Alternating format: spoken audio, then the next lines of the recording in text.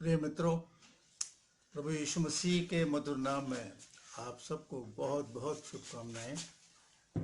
आज थोड़े समय के लिए हम देखना चाहते हैं कि जब इंसान को चुना जाता है, इलेक्शन होता है, चुनाव होता है, तो जब जो व्यक्ति चुना जाता है तो उसको कुछ ना कुछ काम तो दिया जाता है, कुछ ना कुछ अपेक्षाएं की जाती हैं जो चुनाव करते हैं। और अजीजों, उसी तरीके से हमारा भी जब चुनाव हुआ, जब प्रभु यीशु मसीह हमको चुनते हैं तो उनकी बहुत सी हमारे प्रति उम्मीदें होती हैं, एक्सपेक्टेशन उनकी बहुत होती है। तो चलिए देखते हैं दूसरा पत्रस 1 और उसकी 10वीं आयत मुझसे और आपसे क्या बोलती है। इस कारण हे भाइयों, अपने बुलाए जाने और चुन लिए जाने को सिद्ध करने का भली भांति यत्न करते जाओ क्योंकि यदि ऐसा करोगे तो कभी भी ठोकर ना ना खाओगे। खाओगे।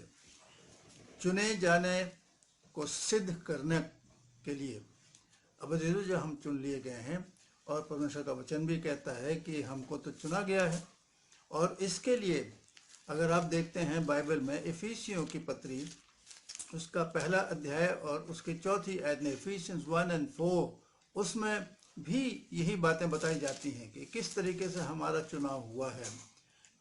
जैसा उसने हमें जगत की उत्पत्ति से पहले उसमें चुन लिया कि हम उसके निकट प्रेम में पवित्र और निर्दोष हों। जैसा उसने हमें जगत की उत्पत्ति से पहले चुन लिया। यदि तो उत्पत्ति से पहले ही हमको चुन लिया है तो हम तो चुने गए हैं। और जब हम चुने गए हैं तो कुछ ना कुछ रिस्पॉन्सिबिलिटी तो हमारी है, और कुछ ना कुछ उम्मीद तो प्रभु यीशु मसीह हमसे करते हैं कि हमको क्या करना चाहिए। क्योंकि अगर चुना हुआ व्यक्ति, जो रिस्पॉन्सिबिलिटी उसको दी जा रही है, उसे तो करना ही होता है। और एक और बात को हम कंफर्म कर लेते हैं, यूहन्ना की इंजील में जब चलते हैं, उसके 15वें अध्याय की 16वीं आयत भी मुझे और आपको बहुत कुछ कहती है। तुमने मुझे नहीं चुना, परंतु मैंने तुम्हें चुना है और तुम्हें नियुक्त किया कि तुम जाकर फल लाओ और तुम्हारा फल बना रहे, कि तुम मेरे नाम से जो कुछ पिता से मांगो वो तुम्हें दे। जी, सवाल यह है, बड़े साफ साफ शब्दों में प्रभु यीशु मसीह कह रहे हैं कि तुमने मुझे नहीं चुना, मैंने तुम्हें चुना है। और अजीजों, जब हम चुन लिए गए हैं तो कुछ ना कुछ रिस्पॉन्सिबिलिटी तो हमको मिलेगी। और जब हम चुन लिए गए हैं तो प्रभु यीशु मसीह हमसे क्या उम्मीद करते हैं? कुछ तो उम्मीद करते होंगे कि हमें कुछ करना है। जब हम चुने गए हैं तो अजीज, चलिए कुछ बातें हम देखते हैं, 4-5 बातें हम देखते हैं कि प्रभु यीशु मसीह की एक्सपेक्टेशन, या प्रभु यीशु मसीह मुझसे और आपसे क्या उम्मीद करते हैं। और पहली सबसे बड़ी बात, वो ये चाहते हैं कि हम उसकी बाट जोते रहें। हम प्रभु यीशु मसीह के आने की बाट जोते रहें। क्यों? क्योंकि बाइबल भी मुझे और आपको बहुत सुंदर तरीके से बताती है कि प्रभु यीशु मसीह तो आने वाले हैं। और इसका हमें बाइबल में कई रेफरेंसेस मिलेंगे, ऐसी आयतें मिल जाएंगी जिसमें कि लिखा है कि प्रभु यीशु मसीह आने वाले हैं। और अगर इसको हम पढ़ना चाहें तो लूका 12 और उसकी 40वीं आयत में हमें सावधान करने के लिए कुछ कहा जा रहा है कि हम उसके आने के प्रति कैसे सतर्क रहें।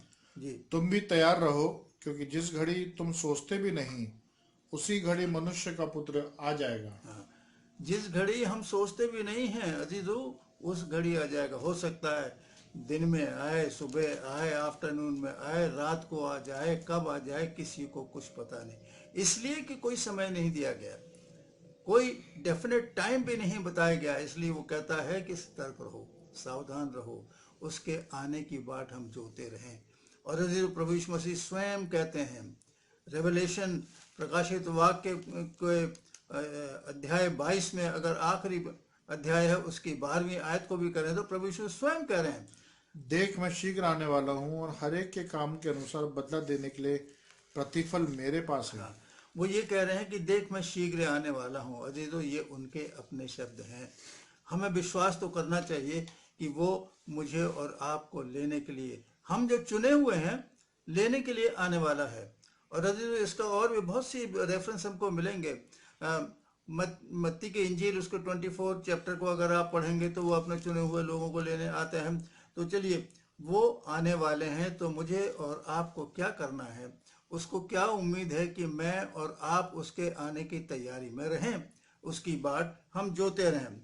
चलिए दूसरी बात, दूसरी चीज वो क्या चाहते हैं कि कोई भी तत्व ज्ञान, कोई भी वेन फिलॉसफी जो है वो मुझे और आपको भरमाने ना पाए। अगर मैं इन बातों में दिया जाता हूं तो उसके लिए सतर्क होना पड़ेगा। और इसके लिए हमको पवित्र शास्त्र में बड़ा सुंदर मिलता है, कुलुस्सियों दूसरी का अध्याय 2nd चैप्टर और उसका 8 वर्स बहुत सुंदर बात कहता है। चौकस रहो कि कोई तुम्हें उस तत्व ज्ञान और व्यर्थ धोखे के द्वारा अपना अहिर न बना ले, जो मनुष्यों की परंपराओं और संसार की आदि शिक्षा के अनुसार तो है, पर मसीह के अनुसार नहीं। जो संसार की आदि शिक्षाओं के अनुसार है, मसीह की शिक्षा के अनुसार नहीं है। अजीजों, ये वो चीजें हैं जो मुझे और आपको भटका सकते हैं। इसलिए मुझे और आपको सावधान रहना है। जब हम इस संसार में हैं तो सावधान रहने के लिए परमेश्वर मुझसे और आपसे ये उम्मीद करता है कि मैं और आप उस तत्व ज्ञान, वेन फिलॉसफी से बचे रहें। और ये है क्या, ये जैसे झूठे प्रचारक हो गए, उपदेशक हो गए, भविष्यवक्ता हो गए, बहुत से लोग अपने अपने विचार प्रकट करके हमें भटकाने का प्रयास करेंगे। और नए नियम में प्रभु यीशु मसीह भी बहुत बातें करते हैं। जो फरीसियों के बारे में कहते हैं, तो फरीसी लोग जो थे वो संसार के ये अपने धर्म को, धार्मिक रीति रिवाजों पर बड़ा ध्यान देते थे और उन्हें करना पड़ता था। इसीलिए बहुत से लोग भटके जाते थे। और अगर पौलुस के पत्रों को पढ़ेंगे तो बहुत सी बातें हमको मिलेगी किस तरह के सुधार करने की आवश्यकता थी। तो तत्व ज्ञान से मुझे और आपको कोई भरमा ना दे। और अजीजों, ये बड़ा डेंजरस है। इस संसार में रह के विभिन्न प्रकार की बातें होंगी, विचारधाराएं आएंगी, लेकिन उसमें लिखा है प्रभु यीशु मसीह की तरफ से नहीं है, संसार की तरफ से है। तो हमें होशियार रहने की आवश्यकता है। तीसरी बात जो हम देखना चाहते हैं आज, मुझे और आपको विश्वास में मजबूत होने की आवश्यकता है। हमारा विश्वास इतना दृढ़ होना चाहिए। और विश्वास के बारे में बहुत सुंदर बातें लिखी हुई हैं। विश्वास ऐसा नहीं है कि टेबल पर रखकर फूलदान की तरह रखा जाएगा। विश्वास टेस्ट किया जाएगा। और अजीजों, विश्वास में दृढ़ होने की आवश्यकता है मुझे और आपको, क्योंकि अगर मैं और आप दृढ़ नहीं होंगे और प्रभु यीशु मसीह जब आएंगे, है ना, फिर से उसी आने की बात लिखी जाती है। लूका के इंजील में अगर हम चलते हैं 18वें अध्याय को और उसकी 8वीं आयत को देखते हैं, तो वहां पर बड़ा सुंदर लिखा गया है कि जब प्रभु यीशु मसीह आएंगे, मनुष्य का पुत्र आएगा, तो क्या विश्वास पाएगा? मैं तुमसे कहता हूँ, वह तुरंत उनका न्याय चुकाएगा।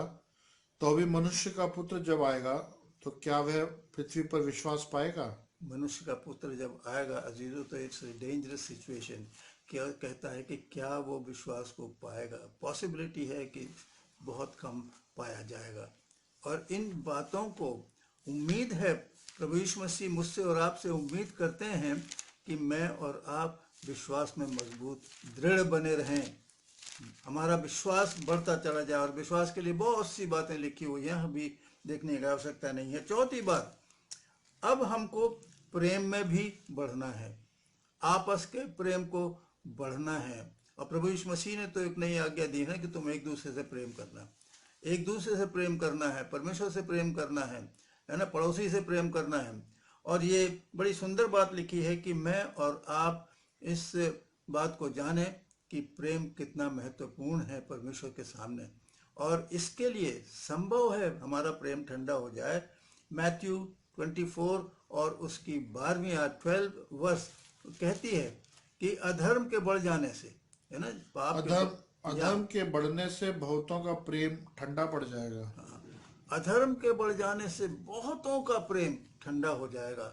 और अजीजों, ये प्रेम जो है बहुत इंपॉर्टेंट है, इसे ठंडा होने की आवश्यकता नहीं है। जैसे हम परमेश्वर के पास आकर उससे प्रेम करने लगते हैं, वैसा ही प्रेम होना चाहिए, नहीं तो कलीसिया भी पीछे हो सकती है। हम प्रकाशित वाक्य के अध्याय में, दूसरे अध्याय में और उसकी 4वीं आयत में देखते हैं, इफिसुस की कलीसिया अच्छी कलीसिया थी, लेकिन उसके लिए भी कहा जा रहा है कि तू अपने पहले जैसा प्रेम नहीं है, तेरा प्रेम भी ठंडा हो गया है, छोड़ दिया है तूने अपने प्रेम को। और अजीजों, कितनी अजीब बात है, अच्छी कलीसिया में भी प्रेम ठंडा हो सकता है और यह धर्म हमारे को उस बात में ले जा सकता है। देखिए पढ़ते हैं, अगर मिल गया तो पढ़ दीजिए। रेवलेशन 2 और उसकी 4वीं आयत में इफिसुस की कलीसिया को ये लिखा है कि तेरा प्रेम है ना बड़ा ठंडा हो गया है। चलिए, क्योंकि प्रेम ठंडा हो सकता है, और यहाँ हमको बताया जा रहा है, उम्मीद प्रभु यीशु मसीह क्या कर रहे हैं कि हम प्रेम में बढ़ते चले जाएं, प्रेम में बढ़ते चले जाएं, हमारा प्रेम ठंडा ना हो, बढ़ते चले जाएं। पर मुझे तेरे विरुद्ध ये कहना है कि तूने अपना पहला सा प्रेम छोड़ दिया है। तूने अपना पहला सा प्रेम छोड़ दिया है। कितनी अजीब बात है। और अजीजों, हम प्रेम के सिवा किसी बात के कर्जदार ना हों। रोमियो में रोमन्स 13 और 8 में बड़ा सुंदर लिखा है कि आपस के प्रेम को छोड़ और किसी बात में किसी के कर्जदार ना हो, क्योंकि जो दूसरे से प्रेम रखता है उसी ने व्यवस्था पूरी की है। जी, व्यवस्था को पूरे करने के लिए बड़ी सुंदर बात लिखी है कि आपस के प्रेम को छोड़ के किसी बात का कर्जदार मत होना।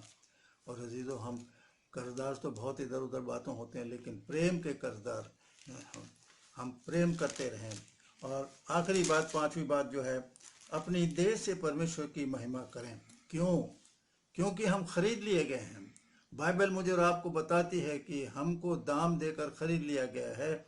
और 1 कुरिन्ती 6वें अध्याय के 6 चैप्टर एंड 20th वर्स में बड़ा सुंदर लिखा हुआ है कि क्योंकि दाम देकर तुम मोल लिए गए हो, इसलिए अपनी देह के द्वारा परमेश्वर की महिमा करो। इसलिए अपनी देह के द्वारा परमेश्वर की महिमा करो। अजी तो हम खरीद लिए गए, हम अपने तो नहीं हैं। और इसीलिए इसी कुरिन्थियों में बड़ा सुंदर लिखा है, 6वें अध्याय में 19वें पद को अगर पढ़ते हैं तो वहाँ लिखा है, क्या तुम नहीं जानते कि तुम्हारी देह पवित्र आत्मा का मंदिर है, हाँ, जो तुम में बसा हुआ है और तुम्हें परमेश्वर की ओर से मिला है, हाँ, और तुम अपने नहीं हो। तुम अपने नहीं हो, तुम खरीद लिए गए हो। और क्या तुमको नहीं मालूम कि तुम्हारी देह जो है वो पवित्र आत्मा का मंदिर है। अजीजों, मंदिर का मतलब ये है कि कितना पवित्र होना चाहिए, और इतना पवित्र है। और वास्तव में हम परमेश्वर को अपनी देह से कैसे उसको हम कर सकते हैं। सही बात है, जब हम खरीद लिए गए हैं, मोल ले लिए गए हैं, हम तो अपने आप में कहीं भी नहीं है, तो परमेश्वर की महिमा कैसे कर सकते हैं। तो बाइबल में और भी रेफरेंस दिए गए हैं, जो कुछ तुम करो, जो कुछ तुम करो परमेश्वर की महिमा के लिए करो।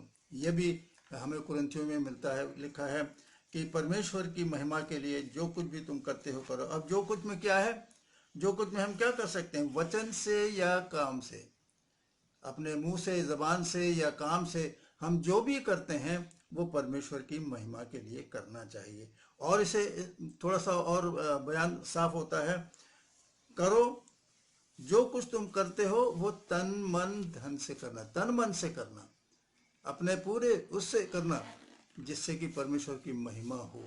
अभी तो हमारी देह परमेश्वर का मंदिर है, हमारी देह पर आत्मा के का मंदिर है, हम उसको द्वारा उसकी महिमा प्रकट करें।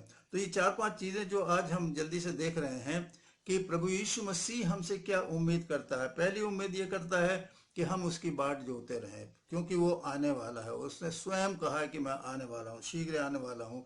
और आने के बाद उनके कामों के अनुसार प्रतिफल देने को। प्रतिफल क्या है?